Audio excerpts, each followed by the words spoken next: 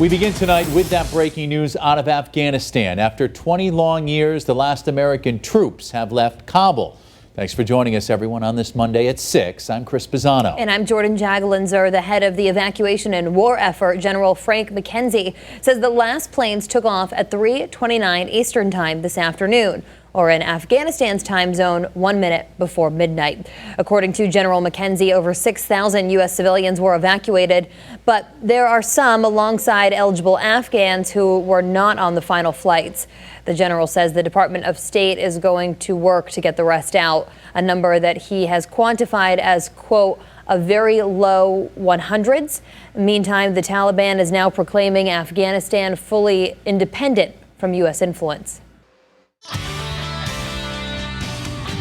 We do have a first warning weather alert for the potential to see a strong to severe thunderstorm. So far, a lot of the showers that we've seen out there during the afternoon haven't really developed into much. There was one stronger storm in eastern Franklin County that's kind of on its way out now. It's not producing a ton of cloud to ground lightning, but most of it is now in Worcester County. There are a few isolated downpours across the area. We're seeing a few more come into Berkshire County at this hour, but we're not really seeing any thunderstorms. Now, there's still a risk, though it is low, that we could see a few storms that produce some damaging wind gusts, and anything that comes through is going to produce some heavy rainfall.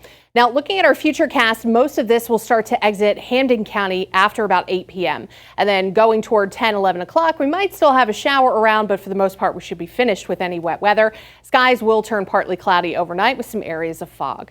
Right now, it's still quite warm in Springfield. We're at 86 degrees with a dew point up around 70. So a very hot, humid air mass is out ahead of an approaching cold front, which is helping to produce some of those thunderstorms. Once we get behind the front, things will start to, kind of get a little bit more comfortable for the mid part of our week.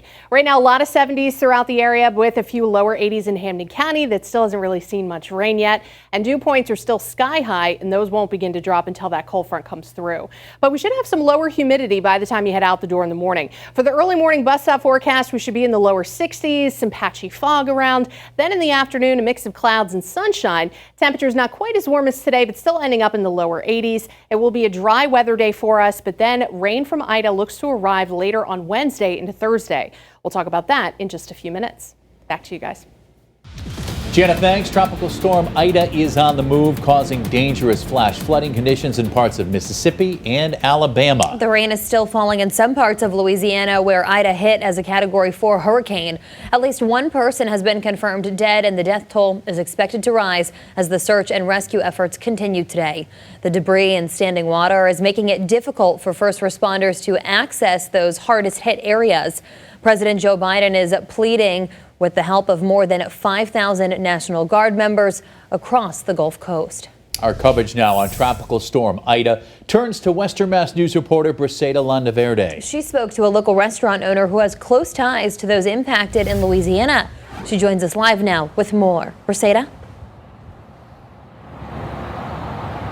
Yeah, Chris and Jordyn, I spoke to the owner of Cajun on the Go, and he tells me for many years he's traveled back and forth to Louisiana to visit close friends. Today, he's checking in on everyone to making sure they are okay. I checked in on everyone that I know in Louisiana. Wayne Hooker is the owner of Cajun on the Go in Springfield. He tells Western Mass News Louisiana has a special place in his heart.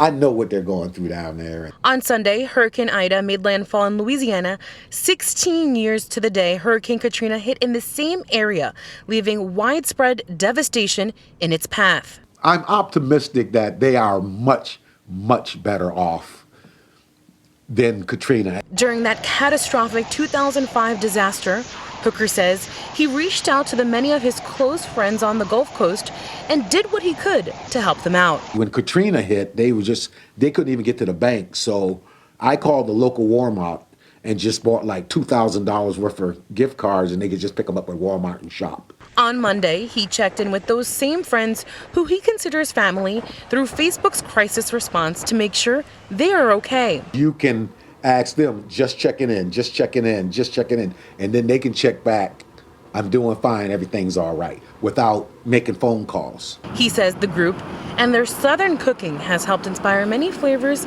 and dishes at his restaurant. I'll go down there and they'll take me out to eat somewhere, or say, oh, we got to go here, or just being in the kitchen and somebody's cooking here or somebody's cooking there. And And Hooker says he is waiting to get more details on what resources he can send to his friends in the Gulf Coast. For now, reporting live, Reseda Verde for Western Mass News. Reseda, thanks for that live report and for the very latest on Ida and the impact it could bring to us later this week. Be sure to download the free Western Mass News app, or rather to your mobile or streaming devices today. Hampton County's main channel for justice remains closed as mold abatement crews continue to address health concerns inside the Roderick Ireland Courthouse in downtown Springfield. Last Wednesday, that building was shut down after visible mold was found growing on different surfaces. Western Mass News reporter Audrey Russo live for us tonight in Springfield with an update there. Audrey? I reached out to the Executive Office of Trial Court in Boston, and they say that the abatement process lasted throughout the weekend and that it actually is continuing into today. Now, I spoke with one attorney who uses the building, and I got an update from the DA just on how this whole slowdown process has taken a toll on the courts. It's the start of a new week, and the Roderick Ireland Courthouse is still closed. When visible mold shut things down last week, remediation crews were called in, and officials with trial court say their work is ongoing. For a more precise understanding of exactly what is growing, state officials say, quote, an environmental testing company performed testing in the Ireland Courthouse on Wednesday, August 25th. That included air samples and specific areas of suspected mold growth concern. On the Office of the Trial Court website, it says a full report is expected September 1st. For now, matters like restraining orders are going through Chicopee Court, and criminal arraignments are being handled in Westfield.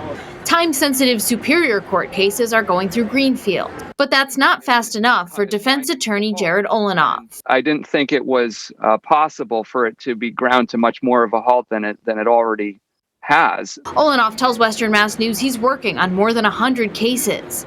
He claims this mold closure, combined with the COVID-19 pandemic, has resulted in less than swift justice for his cases that are ready for trial. All we need is a trial date, and we can't get that. They're presumed innocent, and yet they're still held.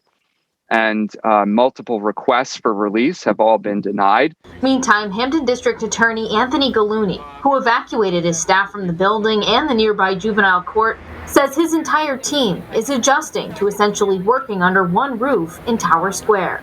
What we have set up is not a long-term solution. We do not have the space to house an additional 45 some odd individuals. He hopes the statewide attention brought to the courthouse's condition will inspire a more long-term solution for the aging building and for his workers. I'm not going to put them in a situation where I think it's unhealthy or unclean or unsafe. What's slowing things down further is the fact that the alternate location to impanel jurors, the Eastfield Mall, is also dealing with a mold problem. Officials say they expect that to reopen on Wednesday. Now, in the meantime, if you're a potential juror and you've got a question about an upcoming date, you're encouraged to call 1-800-THE-JURY. Live in Springfield, Audrey Russo for Western Mass News. Audrey, thanks for that live report. Our back-to-school coverage turns to the first day of classes at Western New England University. That's where we find Western Mass News reporter Matt Satilli, who joins us now live. Matt. Jordan and Chris, all students and school officials that I talked to today, thrilled to be back here today and enjoying what should look like a somewhat normal year here at Western New England University. It is nerve-wracking coming to school during a pandemic, even though it's still going on, but I know that with their support and their assistance, it's going to be a great year. Patrick Riley is one of over 800 freshmen celebrating his first day of classes at Western New England University in Springfield.